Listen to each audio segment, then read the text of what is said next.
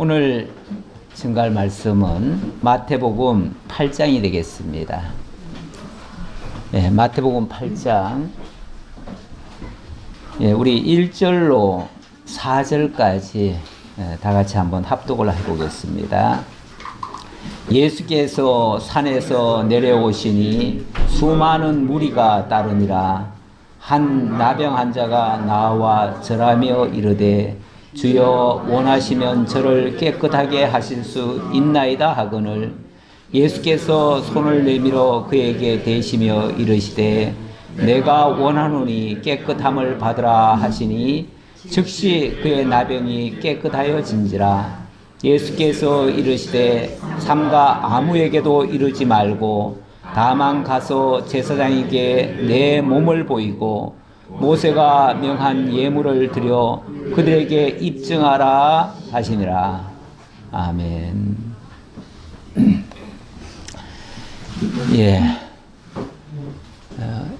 오늘부터는 내용이 조금 단원이 바뀝니다.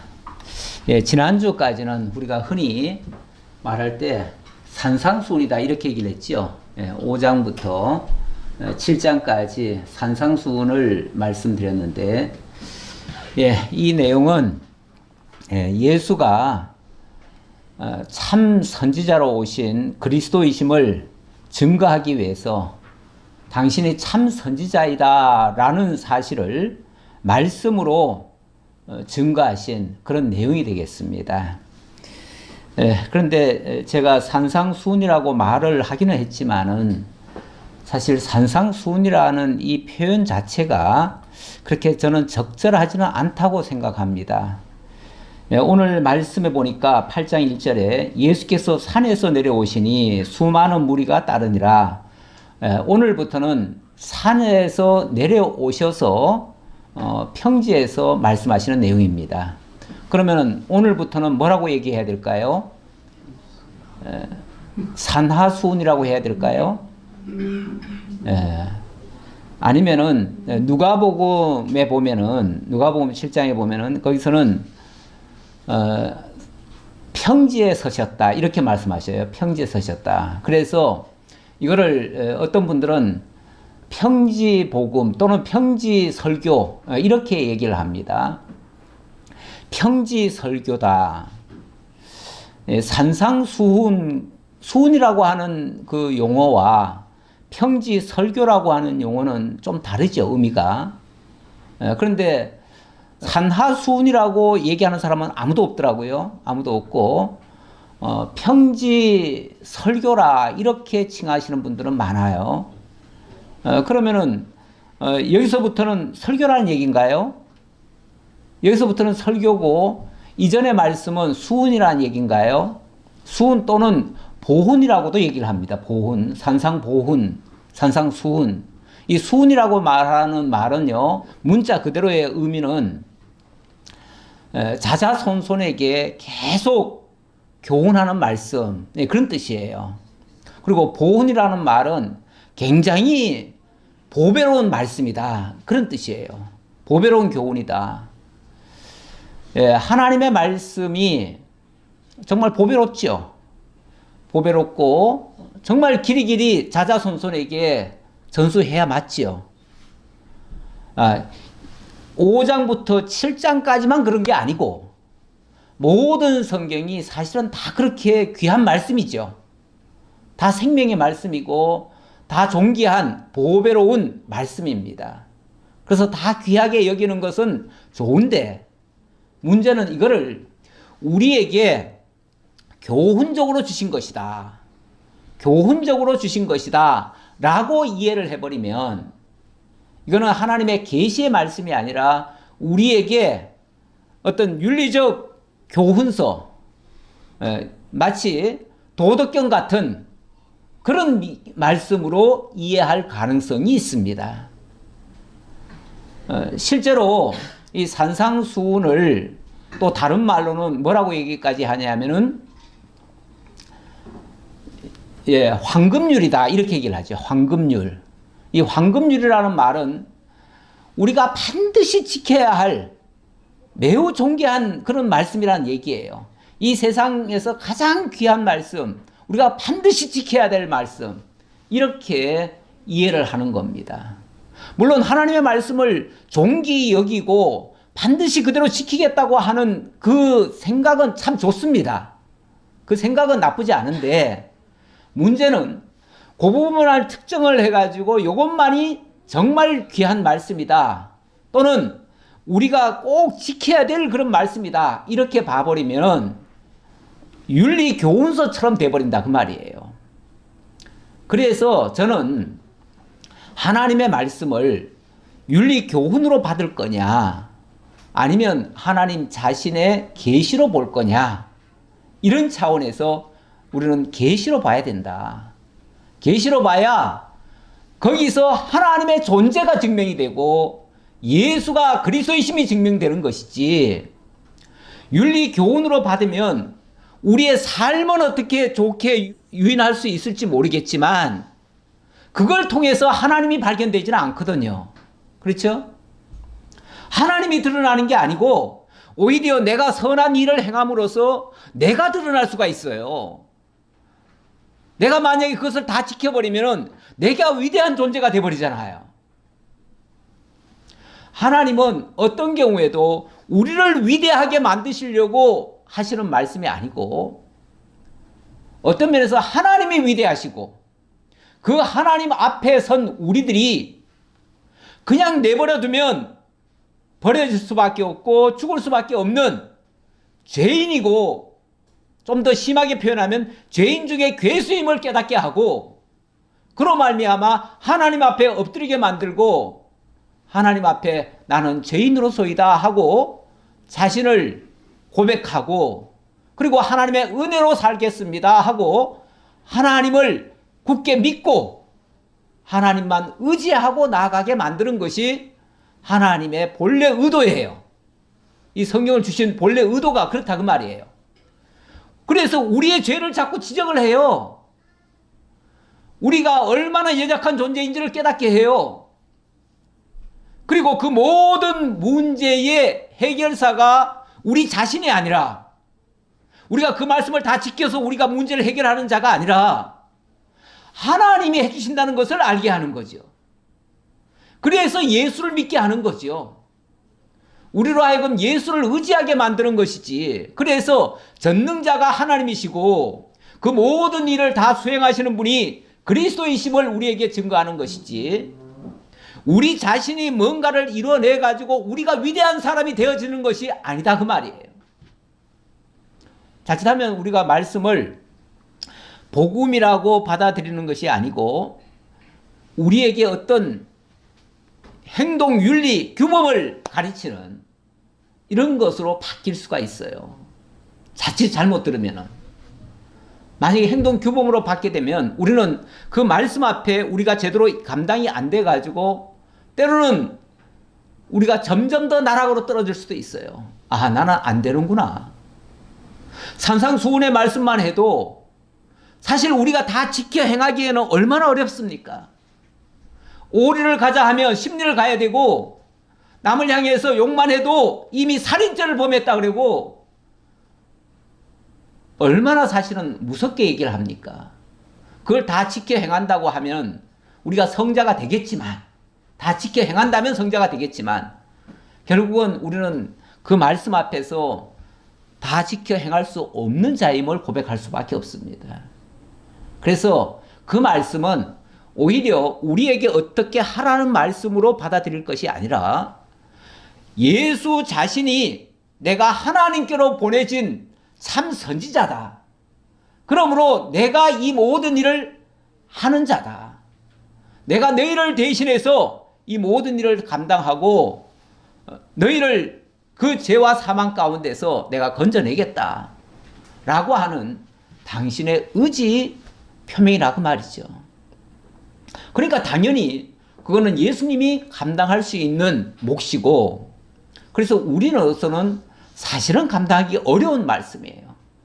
그래서 이것을 정말 수훈이나 보훈으로 받아들일 거냐, 하나님의 계시로 받을 거냐, 이거는 굉장히 큰 차이가 있는데 저는 당연히 하나님의 계시로 받아야 된다. 예수 그리스도 자신을 증거하는 말씀으로 받아야 된다라고 말씀을 드리면서, 자 이제 오늘 본문 다시 말씀드리면요. 자 오늘은 산에서 내려오신 다음에, 자 지금부터는 예수님이 여러 가지 행적을 하십니다. 그 행적 가운데 가장 대표적인 것들은 각종 표적을 일으키는 장면이죠. 그 중에서 온갖 질병 환자들을 다 고쳐주시는 그런 내용이 나옵니다. 그런 내용인데, 어찌 보면 지난주까지는 말씀으로서 당신이 그리스도이심을, 또 참 선지자이심을 증거를 했어요. 그런데 참 선지자의 증표가 있어요. 참 선지자의 증표가 뭐냐면, 제가 오늘 이 말씀을 묵상하려다가 이걸 바꿨는데요. 신명기 18장 18절 이하에 보면 이런 말씀이 있습니다. 내가 그들의 형제 중에서 너와 같은 선지자 하나를 그들을 위하여 일으키고 내 말을 그 입에 두리니 내가 그에게 명령하는 것을 그가 우리에게 다 말하리라. 이거는 물론 모세가 한 말인데, 하나님께서 모세에게 너와 같은 선지자 하나를 두시겠다는 거예요. 그래, 너와 같은 선지자 하나, 유일한 선지자라는 얘기예요. 수많은 선지자를 보내겠다는 얘기가 아니라 아주 특정해서 한 선지자를 보내겠다는 거예요. 근데 그 선지자가 오시면 어떻게 하는가? 그가 하나님의 모든 말씀을 다 하실 거예요. 그러면서 누구든지 내 이름으로 전하는 내 말을 듣지 아니하는 자는 내게 벌을 받을 것이요, 하나님의 이름으로 전하는 그 말을 듣지 않는 자는 벌을 받을 것이다. 그 어떤 모세와 같은 아주 특별한 선지자를 보낼 건데 그 선지자의 말을 듣지 않는 자는 벌을 받을 것이다. 그 얘기예요. 그러면서 그러면 그 선지자가 어떤 선지자냐? 그 선지자가 수많은 선지자들이 있을 텐데 수많은 선지자들 중에 아주 특별한 선지자 하나가 등장할 텐데 그 선지자가 어떤 선지자냐? 그걸 어떻게 아느냐? 그 선지자가 어떤 선지자인지를 어떻게 알겠느냐? 라고 했을 때 예를 듭니다. 만일 어떤 선지자가 내게 전하라고 명령하지 아니한 말을 제 마음대로 내 이름으로 전하든지 다른 신들의 이름으로 말하면 그 선지자는 죽임을 당하리라. 어떤 선지자가 하나님의 이름으로 전하긴 전하는데 만약에 지 마음대로 전하든지 하나님이 전하라고 말한 적도 없는데 또는 다른 신의 이름을 들이대 가지고 또 전한다든지 하면은 그 선지자는 가짜다 그 말이죠. 가짜다. 그러면서 네가 마음속으로 이르기를 그 말이 여호와께서 이르신 말씀인지 우리가 어떻게 알리요 하리라. 그렇게 됐을 때 사람들이 의문을 갖지요. 아니 저 사람이 지금 말하는 게 여호와가 말씀하신 건지 지 마음대로 하는 건지 우리가 어떻게 알아요? 뭘로 알겠어요? 했을 때 만일 선지자가 있어 여호와의 이름으로 말한 일에 증언도 없고 성취함도 없으면 이는 여호와께서 말씀하신 것이 아니요 그 선지자가 제 마음대로 한 말이니 너는 그를 두려워하지 말지니라. 자, 아까 한 선지자를 보낼 건데 그 선지자의 말은 두려워하면서 들으라고 그랬죠. 만약 안 들으면 벌 받는다고 그랬죠. 그런데 만약에 어떤 선지자가 나타나 가지고 여호와의 말씀이라고 얘기했으면서도 증언도 없어요. 그리고 성취함도 없어요. 증언이 없고 성취함이 없는 선지자는 가짜다 그 말이죠. 가짜다. 그렇다면 자 여기서 한 선지자를 보내겠다 했는데 나와 같은 선지자, 사도행전에 보면은 나와 같은 선지자 모세가 그렇게 말을 했는데 그 선지자가 바로 예수 그리스도다 이렇게 딱 집어서 얘기를 합니다. 그러면 하나님이 보내시겠다고 하는 한 선지자는 바로 예수 그리스도입니다. 예수 그리스도가 선지자로 이 땅에 오셨습니다. 자 지금 마태복음을 우리가 지금 배우고 있는데요. 이 마태복음의 내용은 직임을 통해서 예수가 그리스도이심을 증거하지요. 1장부터 4장까지는 예언대로 오신 예수예요. 예수가 오시는 과정을 하나하나 들여다보면 전부 다 하나님의 말씀대로 오셨어요. 그래서 예언대로 오신 예수. 그런데 예언대로 오셔가지고 무슨 일을 하셨냐면은 그가 그리스도의 삼직을 행사하십니다. 그리스도라는 말은 기름 부음 받은 자라는 뜻이고요. 자, 기름 부음 받은 자란 것은 구약 시대에 세 직분이 기름을 부음 받습니다. 바로 선지자, 왕, 제사장, 이 중에 하나만 기름 부음 받아도 물론 기름 부음 받은 자라고는 할 수 있어요. 그러나 유일무이한 그리스도는 아닌 거예요. 그렇죠? 그러면 유일무이한 그리스도가 되려면, 그리스도의 심이 증명되려면 반드시 그는 참 선지자여야 하고 만왕의 왕이어야 하고 대제사장이 돼야 되는 거예요. 그런데 바로 마태복음 5장부터 16장 12절까지가 당신이 참 선지자로 오셨음을 증명한 거예요. 그 다음에는 왕이심을 증명하고요. 그 다음에는 당신이 대제사장으로서 온전한 제물로서 하나님 앞에 드려졌다는 것을 증명을 하고 있어요. 그래서 예수는 참 선지자요, 왕이시요, 제사장이신 그리스도가 맞다. 그래서 이분은 정말로 그리스도의 모든 증언을 가지고 계시다. 그리고 그 하나님의 언약대로 오셔서 그 모든 언약의 말씀을 다 이루셨다. 고로 예수는 그리스도시다. 이 증거예요. 이 증거인데 참 선지자이심을 증거하려니까 선지자가 하는 일이 뭡니까? 하나님의 말씀을 전하는 자죠. 하나님의 말씀을 전하니까 하나님의 말씀을 그야말로 액면 그대로 조금도 가감 없이 그대로 증거하셨어요. 하나님의 뜻을 온전히 증거하셨어요. 그게 바로 마태복음 5장부터 7장까지 당신이 말씀으로 하신 거예요. 말씀으로. 그러니까 5장부터 7장 소위 말해서 산상수훈이라고 하는 것은 하나님의 굉장히 높으신 지고한 하나님의 뜻이에요. 지고한 뜻이니까 그 말씀이 오늘 우리에게 다이렉트로 오면요, 우리가 감당할 수 있는 말씀이 아니라 사실은 우리가 그 말씀 앞에 다 꼬꾸라질 수밖에 없는 말씀이 돼버려요. 그렇죠? 그래서 하나님의 말씀이 정말 산상수훈을 통해서 굉장히 높은 차원의 말씀을 하셨는데, 자, 아까 그랬죠. 참 선지자는 그 말씀을 하셨으면 그 말씀에 증언이 있어야 되고 성취함도 있어야 된다 그랬죠. 그러면 이분이 이 말씀을 하셔놓고 과연 그 말씀에 합당한 선지자인가? 그 말씀을 진짜 하나님의 말씀으로 제대로 한 선지자인가? 뭘로 증명이 돼요?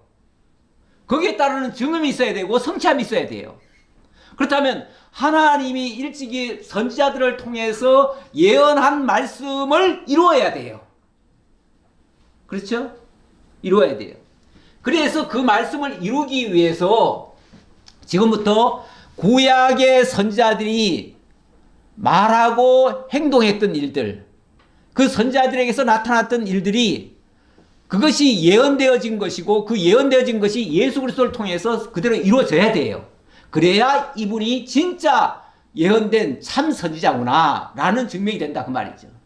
그리고 앞에서 말한 5장에서부터 7장까지의 당신이 말씀하셨던 그 말씀을 당신이 다 이루어내셔야 돼요. 그래야 이분이 진짜 그 말씀하시고 이루시는 그 선지자구나 라는 증명이 된다 그 말이에요. 제가 에스겔 말씀을 제가 아까 묵상을 했는데 그 말씀에 보면은 나 여호와는 말하고 이루는 자라 이렇게 얘기를 합니다. 하나님은 말씀하시고 말로 땡 하는 게 아니라 그 말씀하신 그대로 이루시는 분이셔요. 그래서 그분의 이름을 여호와라 그래요. 여호와란 말의 의미가 말하고 이루시는 자, 언약하시고 언약대로 이루시는 자란 뜻이에요. 자, 그런 의미로 이해를 하시면서 다시 본문을 보면은, 자, 그래서 일찍이 선지자가 예언한 대로 나병도 고치고 중풍병도 고치고 열병도 고치고 각생병을 다 고쳐요. 이거는 말씀하신 그분이 진짜 그 일을 이루시는 선지자다, 참 선지자다. 그러니까 선지자의 증언을 보이는 거예요. 그리고 그 언약의 성취를 이루시는 거예요. 그래서 참 선지자는 오늘 전체 내용이 이 내용입니다. 참 선지자는 증언과 성취함이 있고요. 그러다 보니까 그 선지자의 예언을 성취하기 위해서 각색병을 고치고 그리고 그 모든 권세, 주권이 있음을 증명을 합니다. 그래서 주권적으로 통치하시는 장면, 그런 것들이 제자 선택을 통해서 인간 통치권을 증거하고 바람과 바다를 잔잔케 해서 만물 통치권을 증거하고 귀신들까지도 복종케 해서 영계 통치권까지를 증거하는 그런 내용이 이어져 갑니다. 자, 그 내용을 차례대로 이제 보는데요. 자, 일단 제가 아까 이미 설명드렸습니다만은 산상수훈과 그 보훈은 바로 그 대상이 제자들이었다는 것을 말씀드리고요. 자, 여기에 복음의 핵심들이 다 들어있습니다. 다 들어있고, 그래서 굉장히 차원 높은 말씀이에요. 그 말씀 자체는 정말 귀한 말씀이고, 하나도 빠뜨릴 수 없어요. 다만, 그 말씀이 우리한테 직접 행하라고 가르치는 말씀은 아니다. 만약에 행하라고 가르치는 말씀이라면, 우리는 전부 다 그 말씀 앞에 다 불합격이다. 그 말이죠. 불합격이다. 불합격이면 어떻게 해요? 하나님 앞에 아까 그랬잖아요. 그 선자의 말을 듣지 않는 자는 다 벌 받으리라 그랬는데 우리 다 벌 받아야 될 존재가 되어버려요. 그리고 이제 8장부터는 바로 평지 설교다. 이거는 이제 제가 쓴 말은 아니고요. 다른 사람들이 이렇게 얘기를 했기에 그대로 가져왔습니다. 어쨌든 대상은 무리들이고요. 이 무리들인데 여기에 여러 가지 표적들이 나타나요. 이거는 그 말씀에 따르는 표적들입니다. 그러니까 말씀과 무관한 표적이 아니고 말씀에 따르는 표적이고 그 말씀이 하나님께로부터 왔음을 증명하는 당신이 그 말씀의 입증자임을 나타내는 거예요. 그리고 그것이 참 선지자의 증표가 되는 거예요.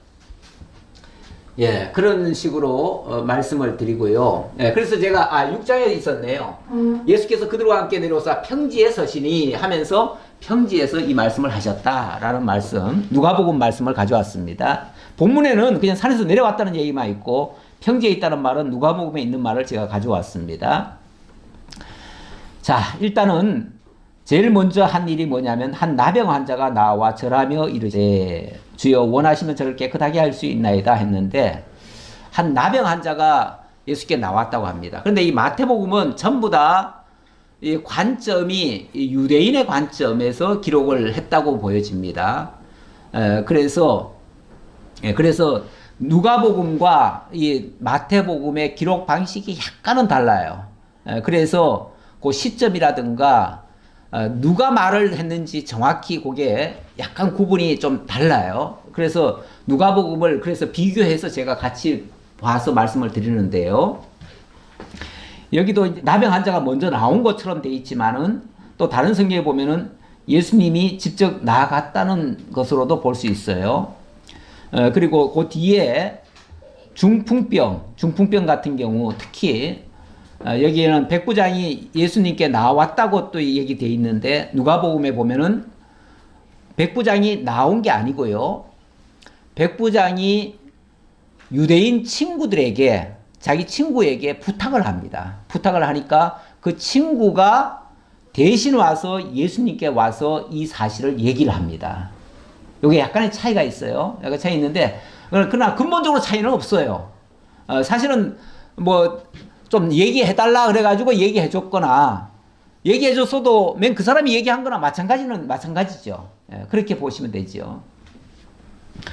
내가 어디서 사신을 보냈다 그러면은 그 사신이 말한 거지만은 사신이 말했다고 얘기하지 않고 누가 그렇게 얘기했다 그렇게 얘기할 수 있잖아요. 그 더 권세 있는 사람이 말한 걸로 얘기하는 게 더 맞겠죠. 자, 그런 차원에서 말하고요. 자, 일단 문둥병, 이 나병을 옛날에는 문둥병이라고 그랬는데, 자, 일단 이제 누가복음 이 말씀을 하나 좀 읽고 넘어갈게요. 왜냐하면 이 배경을 좀 이해하려고요. 예수께서 그들과 함께 내려오사 평지에 서시니 그 제자의 많은 무리와 예수의 말씀도 듣고 병고침을 받으려고 유대 사방과 예루살렘과 두로와 시돈의 해안으로부터 온 많은 백성도 있더라. 더러운 귀신에게 고난받는 자들도 고침을 받은지라. 온 무리가 예수를 만지려고 힘쓰니 이는 능력이 예수께로부터 나와서 모든 사람을 낫게 함이러라. 자, 요 배경을 지금 어떤 상황인지를 좀 설명드리느라고 말씀드렸고요. 자, 일단은 요 나병 환자 치유에 대해서 구약 선지자에게 이런 일이 있었는가 먼저 그것부터 한번 찾아보니까 나아만 사건이 있습니다. 나아만 사건. 일찍이 엘리사 선지자에게 나아만이 나왔는데 그때 보면은 엘리사가 나아만에게 직접 나가지 않습니다. 나가지 않고 말로만 하죠. 말로만. 말로만 하니까 나만 장군이 기분이 나빠가지고 되돌아가려고 하지요. 성질을 내고. 자기가 그 아람의 군대 장관이고 왕이 굉장히 정말 총애하는 대단한 제2인자인데 자기 신하국 같은 이 유대의 선지자가 자기가 체면불구하고 와서 했으면 나와서 영접이라도 하고 대접이라도 하고 이렇게 깍듯이 해야 될 텐데 밖에 나와보지도 않고 말로만 저 요단강에 가서 7번 씻어라 이 말만 하니까 기분 나빠가지고 아니 요단강 가서 씻을 병이라면 우리 아람에는 좋은 강이 얼마나 많은데 사실 뭐 저는 안 가봤습니다만은 요단강이요 그냥 우리로 말하면 개천 같은 데래요. 물도 그렇게 뭐 깊지도 않대요. 그런데 시시한 그런 강에 가서 씻는다고 병이 낫겠어요? 그 문둥병이? 나을 리가 없지요. 오죽하면 남의 나라에 자존심 구겨가면서 좀 치료해달라. 그리고 치료만 해주면은 내 모든 금은 보화 다 주겠다 그러면서 막 마차에다가 잔뜩 싣고 왔어요. 그렇게 왔는데 내다보지도 않고 가서 강에 가서 씻고 와라. 이러니까 얼마나 화가 났는지 몰라요. 그래서 막 성질 내면서 되돌아가려고 했어요. 그런데 같이 왔던 종 중에 하나가 뭐라고 그러냐면 아니 이보다 더 큰 일을 하라고 해도 우리가 해야 될 판에 그 물에 가서 씻으라는데 뭐 그렇게 어렵다고 그걸 못 하십니까? 그렇게 설득을 해가지고 그래 한번 해보자. 기왕 여기까지 왔는데 해보자 했는데 웬걸 7번 씻고 나니까 어떻게 됐어요? 깨끗하게 나와버렸어요. 완전히 그 180도 태도가 바뀌죠. 그 장면이 소개됩니다. 엘리사가 사자를 그에게 보내 이르되 너는 가서 요단강에 몸을 7번 씻으라 내 살이 회복되어 깨끗하게 하는지라 그랬더니 성질냈지요. 그의 종들이 나와서 이르되 내 아버지여 선지자가 당신에게 큰 일을 행하라 했다면 행하지 아니하였으리까 하물며 당신에게 이르기를 씻어 깨끗하게 하라 함이니까 하니 이렇게 해서 그의 살이 어린아이의 살같이 회복되어 깨끗하게 되었더라. 이 문둥병이라고 하는 것은 정말 불치병입니다. 한마디로 불치병이에요. 이 가장 병 중에 최고로 안 좋은 병이라고 인정을 합니다. 그래서 이 병은요 들면은 성전에서 나올 수 없어요. 완전히 따로 격리되어 있어야 돼요. 사람도 만나면 안 돼요. 그래서 죄악과 동등시 여겨요. 이거는 정말 하나님께로부터 천벌받았다라고 생각할 수 있는 그런 병이에요. 그런데 치유 방법은 의외로 간단했죠. 뭐였나요?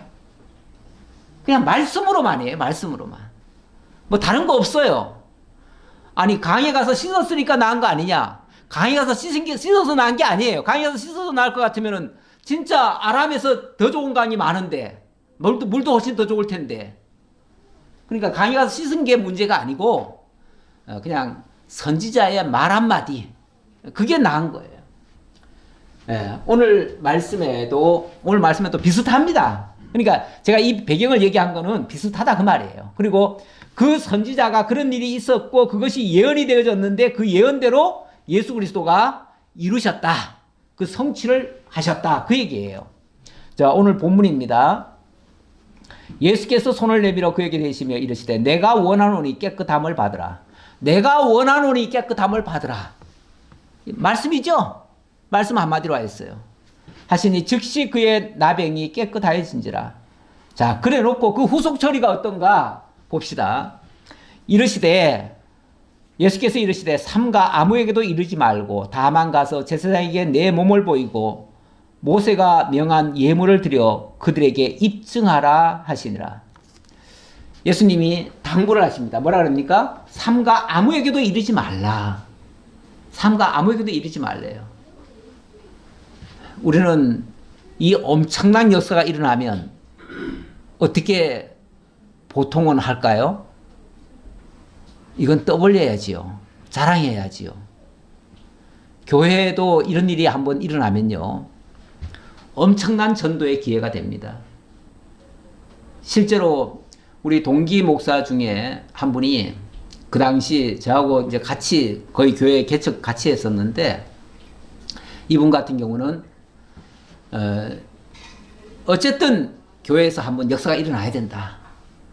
그래야 교회 부흥된다. 해가지고 매일 능력 집회를 했어요. 그래가지고 뭐 병자도 고쳤다 그래가지고 처음에 막 교인들이 산더미처럼 왔어요. 왔는데 나중에 그만 사람이 하나가 죽어버렸어요. 잘못돼 버렸어요. 그 길로 교회 문 닫고 그리고 잠적해 버렸어요. 그 뒤에는 모르겠어요. 그 뒤에는 연락이 없어요. 연락할 길이 없어요. 어떻게 된지 모르겠어요. 예, 잘하면 그걸로 성공할 수 있습니다. 목회 성공. 근데 조금 잘못되면요, 문 닫아야 돼요. 예, 설령 잘 된다 해도 그런 식으로 계속 나가면요, 교회의 본질은 사라져버린 겁니다. 교회가 그냥 의원 노릇하는 겁니다. 병 고치는 노력하는 겁니다. 그렇게 해서 신기하다고 해서 사람들이 많이 몰려들지는 모르지만, 그걸 자랑거리로 삼을지는 모르지만, 그렇게 하려면 계속 그런 식으로 나가야 돼요. 지금도 그런 일을 통해서 부흥한 교회들은 계속 그 일을 하지요. 그 일을 안 할 수가 없어요. 그거 안 하면은 교회는 생명력이 없어져 버려요. 그러면 그게 교회의 본래 목적대로 하는 건가? 아니에요. 예수님은 이렇게 치료를 했으면서도 삼가 아무에게도 말하지 말래요. 아무에도 이 사실을 알리지 말래요. 그리고는 다만 제사장에게만 보이고, 제사장에게 그 정한 규례대로 하나님 앞에 감사로 예물을 드려라, 이렇게 얘기를 합니다. 그럼 왜 삼가 아무에게도 이르지 말라고 했는가? 이사야 6장 9절 이하에 보니까 오히려 아무나 다 믿고 다 알고 다 하나님께로 나와서 다 회개하고 다 고침받을까 두렵다는 거예요. 그런 말씀도 있어요. 좀 역설적인 표현이죠. 예.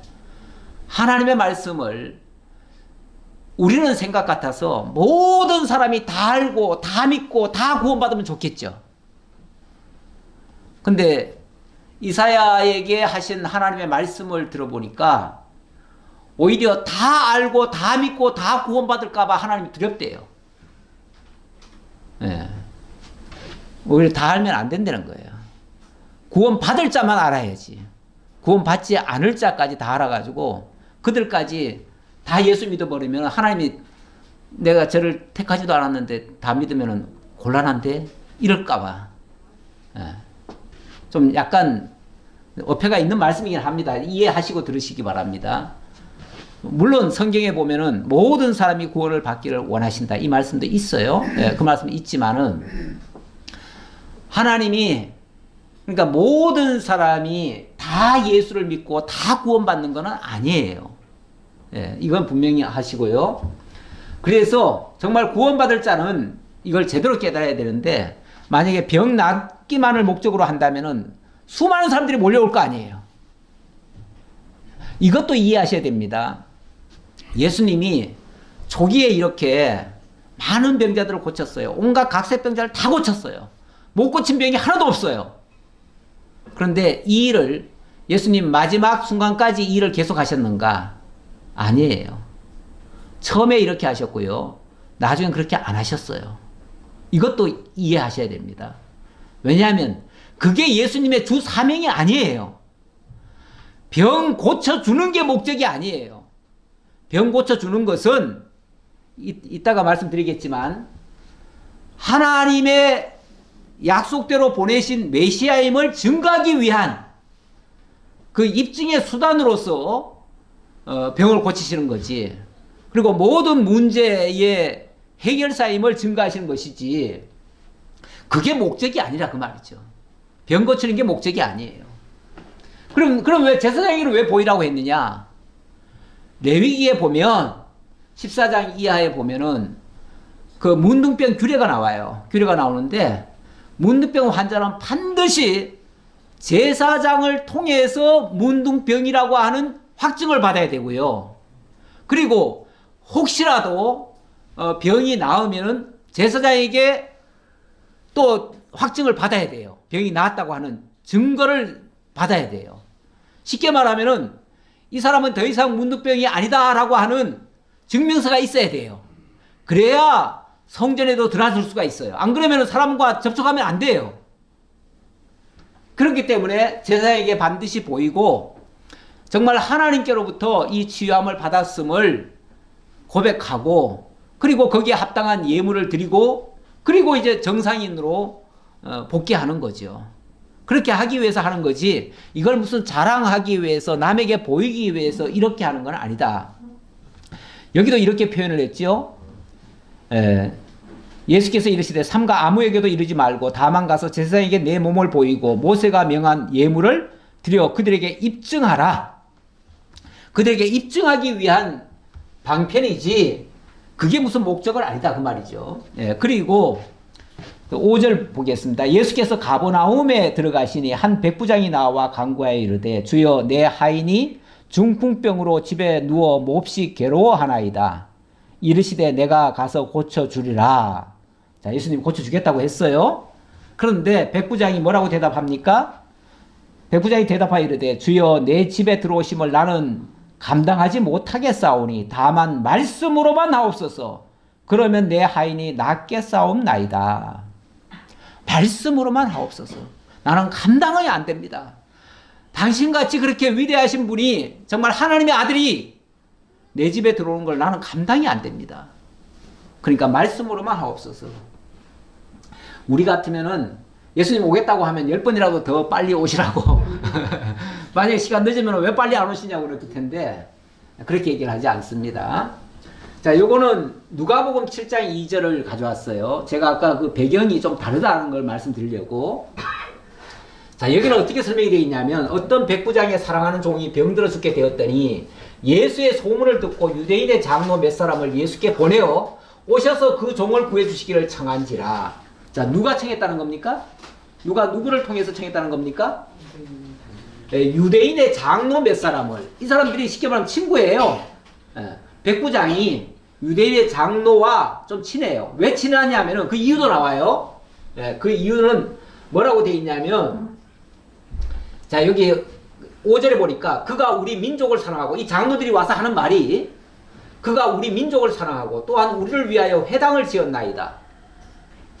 이스라엘 민족을 위해서 회당을 지어줬어요. 이 백부장은 사실은 로마인이거든요. 로마 사람이 유대 땅에 와가지고 유대에 회당을 지어줬어요. 그러니까 유대인들 입장에서는 너무 고맙잖아요. 그래서 그 장로들하고 친해졌어요. 그래서 회당을 지었나이다 하니까 예수께서 함께 가 있어요. 이에 집이 멀지 아니하여 백부장이 벗들을 보내어 이르되 주여 수고하시지 마옵소서. 내 집에 들어오심을 나는 감당하지 못하겠나이다. 그러니까 이 장로들이 와가지고 좀 고쳐달라고 합니다 라고 하니까 그러면 해줘야지 하고서 예수님이 갔다는 얘기예요. 가는데 저만큼 이제 동고밖에 예수님이 오실 거 아니에요? 그러니까 갑자기 백부장이 자기 친구들을 내보내면서 하는 소리가 이제 장로들이 얘기했겠죠. 지금 예수님 이제 모시고 왔다. 그러니까 아유 안 됩니다. 우리 집에 못 오십니다. 왜요? 우리 생각은 좀 달라요. 그렇죠? 네, 달라요. 일단은 이방인은 기본적으로 유대인들과 원래 상종을 안 합니다. 네, 일단은 안 해요. 사실은 이방인이 꺼리는 게 아니라 유대인이 꺼립니다. 네. 유대인이 꺼리기 때문에 이 사람은 유대인을 굉장히 존중하는 사람이에요. 그러다 보니까 유대인의 회당도 지어주고 유대인들을 다 굉장히 인정을 하다 보니까 유대인 중에서도 어찌 보면 예수님은 더 탁월하신 분인데 그분이 우리한테 일반 유대인 접근하기도 힘드는데 당신이 온다는 건 우리로서는 감당이 안 됩니다. 왜냐하면 자신들이 뭐라고 느낀 겁니까? 우리는 어찌 보면 부정한 자고 또 죄인이고 유대인들이 물론 그렇게 평가를 했지만은 자기 자신들이 죄인임을 알았던 사람이에요. 이 사람은 이렇게 알기 쉽지 않은 일인데 어쨌든 이렇다는 거예요. 그러므로 내가 주께 나아가기도 감당하지 못할 줄을 알았나이다. 말씀만 하사 내 하인을 낫게 하소서. 근데 이런 사람이 그러니까 자기가 죄인인 줄 아는 사람이에요. 이런 사람이 믿음을 어떻게 가지고 있습니까? 예수님은 말씀만 하시면은 치유하실 수 있는 분이다. 이렇게 믿은 거예요. 이 믿음이 보통 믿음이 아닙니다. 어느 누구도 이렇게 가지고 있는 믿음은 거의 없습니다. 그래서 예수님이 이 백부장을 굉장히 칭찬합니다. 이 사람의 믿음이 정말 이스라엘 중에서도 이런 믿음은 내가 본 적이 없다. 그렇죠. 이렇게 믿는 사람은 거의 없어요. 특히 이스라엘 사람들은요, 자기는 아브라함과 이삭과 야곱의 후손이고 아브라함의 후손들이고, 그러니까 자긍심이 대단합니다. 우리는 선택받은 자들이고 우리는 의인이고 저들은 죄인이고 남들은 죄인이고 우리는 의인이다. 이런 확고한 잘못된 사상이 꽉 차 있는 사람들이에요. 그러다 보니까 하나님 앞에 자기 죄를 고백하고 회개하는 모습은 보이지 않고요. 기도할 때도 하나님이여 하늘 우러러 그냥 눈을 쳐들고 기도하잖아요. 유대인들은 그렇게 기도해요. 죄인들은 고개를 푹 숙이고 하나님 나는 죄인으로소이다. 고개를 못 들어요. 고개를 못 드는데 이 바리새인들은 고개를 빳빳이 쳐들고 하나님이여 나는 지난 1회 동안 금식을 했고 저 죄인들과 같이 죄를 안 지었습니다. 나는 11조도 안 떼먹었습니다. 이런다고요. 이렇게 자기의 의를 자랑해요. 이게 바리새인들 유대인들의 특징이에요. 그런데 이 사람은 자기가 죄인인 줄 아는 사람이에요. 죄인이 진짜 예수가 필요한 자입니다. 그렇죠? 예수님이 정말 이방인 백부장 어찌 보면 그리고 천한 자들, 문둥병자들 또는 세리와 죄인들 이들을 가까이 하시잖아요. 그들 곁으로 예수님이 직접 가셔요. 가시고 심지어는 그들이 차려준 밥을 그냥 먹어요. 그러니까 유대인들은 와서 비난을 하잖아요. 어떻게 유대인의 선생이라는 작자가 저 비천한 것들하고 같이 밥을 먹을 수 있냐고. 어떻게 저 부정한 자들하고 같이 지낼 수 있냐고. 그랬을 때 예수님 뭐라고 답변합니까? 나는 의인을 부르러 온 것이 아니고 의원이 어떤 사람을 필요로 하죠? 병든 사람. 나는 멀쩡한 사람이 필요한 사람이 아니라 정말 병든 사람이 의원에게 필요하듯이 나는 의인을 부르러 온 자가 아니요 죄인을 불러 회개케 하러 왔다. 예수님이 필요한 자는 죄인입니다. 그래서 제가 아까 산상수훈을 통해서도 우리가 죄인임이 드러나야 예수가 필요하고 예수께로 나아갈 수가 있고 예수를 믿을 수가 있어요. 그래야 구원에 이를 수 있는데 성경은 우리가 죄인됨을 가르쳐 주는데 자꾸 교훈을 통해서 우리가 의롭게 살라고 자꾸 가르치니까 바리새인을 만들어요. 바리새인을. 그렇다고 뭐 죄인이라고 기죽어 살라는 얘기는 아니고요.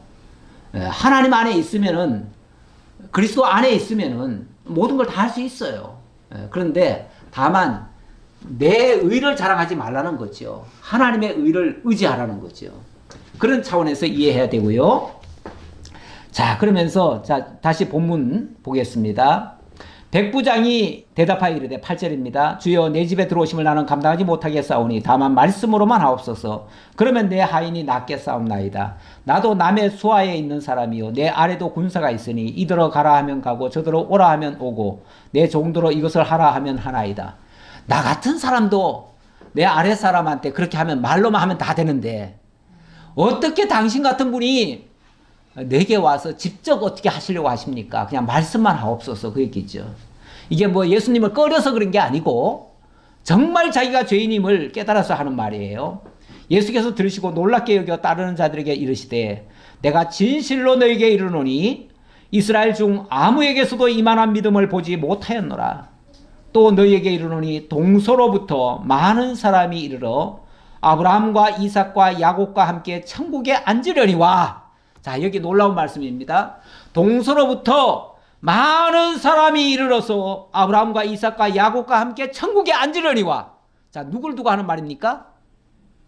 동서로부터 많은 사람이 온다는 말은 이방인 두고 하는 말이죠. 유대인 두고 하는 말이 아니에요. 원래 아브라함과 이삭과 야곱과 함께 천국에 앉을 자가 누구예요? 유대인들이 생각할 때 자기네들이죠. 자기네들만 유일하게 아브라함과 이삭과 야곱의 아들들로서 그 언약의 자손들로서 자기들만 천국에 앉을 거라고 생각했는데 천만의 말씀, 예수님의 말씀은 정반대로 얘기를 해요. 오히려 동서로부터 수많은 이방인들이 들어와 가지고 아브라함, 이삭, 야곱에게 언약하는 그 언약의 백성이 될 것이고, 반대로 그 나라의 본 자손들은 바깥 어두운 데 쫓겨나 거기서 울며 이를 갈게 되리라. 와, 이건 또 무서운 말씀이네요. 누구한테 무서운 말씀이에요? 스스로 의롭다 하는 자들, 스스로 언약 백성이라고 자처하는 자들, 그러면서 정작 하나님이 보내신 자 예수는 믿지 않는 자들, 참 선지자의 말을 듣지 않는 자들, 그들은 벌을 받으리라 했는데 그들은 본 자손들은 바깥 어두운 데 쫓겨나서 거기서 이를 갈며 울며 이를 갈게 되리라. 그러시면서 하시는 말씀, 예수께서 백부장에게 이르시되 가라 내 믿은 대로 될지어다 하시니 그 즉시 하인이 나으니라. 예, 그 내 믿은 대로, 내 믿음대로라는 표현이 아니라 내 믿은 대로, 그가 그렇게 알고 있잖아요. 그렇게 알고 있는 그대로 되리라. 그러니까 그가 정확히 알고 있다는 얘기예요. 그가 정확히 하나님의 뜻을 알고 있고 예수를 믿고 있었고 그 믿은 그대로 될지어다 했더니 그 말씀 그대로 그들이 구원을 받았어요. 우리가 구원받는 것도 하나님의 보내신 자 그 예수를 믿은 자들이 구원을 받는 것이지, 하나님이 예수 그리스도를 통해서 하신 그 보훈, 교훈, 수훈, 그걸 지킴으로 구원을 받는 게 아니에요. 그거 지킨다고 하는 자들은 오히려 울며 이를 갈미 있을 것이다, 이렇게 말씀하고 계셔요. 우리 예수님이 우리에게 주시는 진짜 교훈의 말씀은, 그래서 오히려 이 말씀을 통해서 그 유대인들이 구원을 받는다는 얘기가 아니라 이방인들이 오히려 더 구원을 받을 것이고, 그런 구원이 진짜다라는 얘기입니다. 자, 오늘 결론 얘기하고 마치겠습니다. 예, 마태복음 12장 38절 가져왔는데요.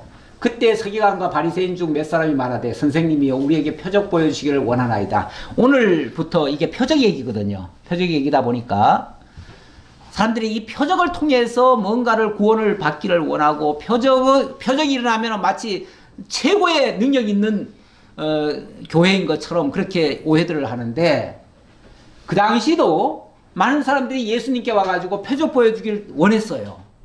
그런데 예수님이 뭐라고 얘기를 하냐면, 악하고 음란한 세대가 표적을 구하나 선자 요나의 표적밖에는 보일 표적이 없다.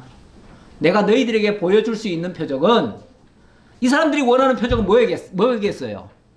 병 낫고 뭐 이런 거 아니겠어요? 순전히? 그런데 내가 너희에게 보여줄 표적은 요나의 표적밖에 없다. 요나의 표적이 뭐예요? 죽었다가 3일 만에 살아난 거잖아요. 내가 너희에게 보여줄 진짜 백의 표적은 내가 죽었다가 3일 만에 부활할 거야. 그거다 그 말이죠. 그러면서 그거 외에 구하는 것들은 전부 다 악하고 음란한 세대가 구하는 표적들이다. 다 잘못된 표적들이다 그 말이죠.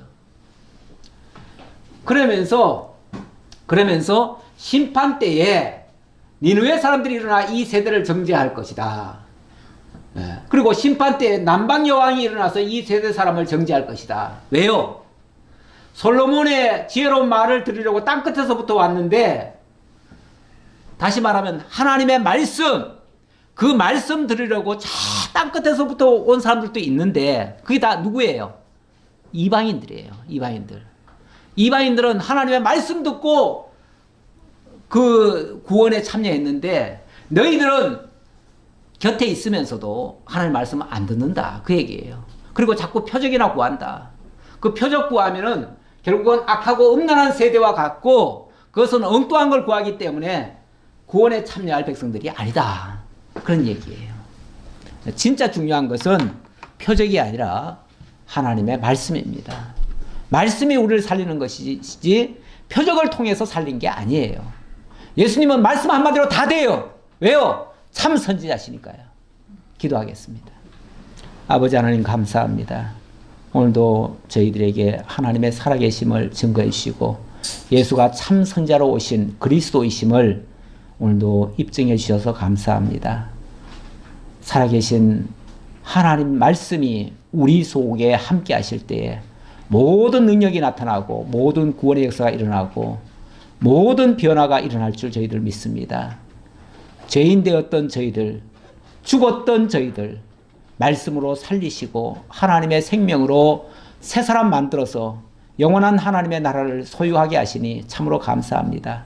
동서로부터 많은 사람들이 몰려와서 아브라함과 이삭과 야곱의 천국에 함께 앉게 하시겠다는 우리 주님의 약속의 말씀 저희들 믿고 이방인이지만 저희들 거기에 소망을 가지고 정말 주님만 바라보며 살아가는 저희 모두가 되게 하옵소서. 감사드렸고 예수님 이름으로 기도드리옵나이다. 아멘.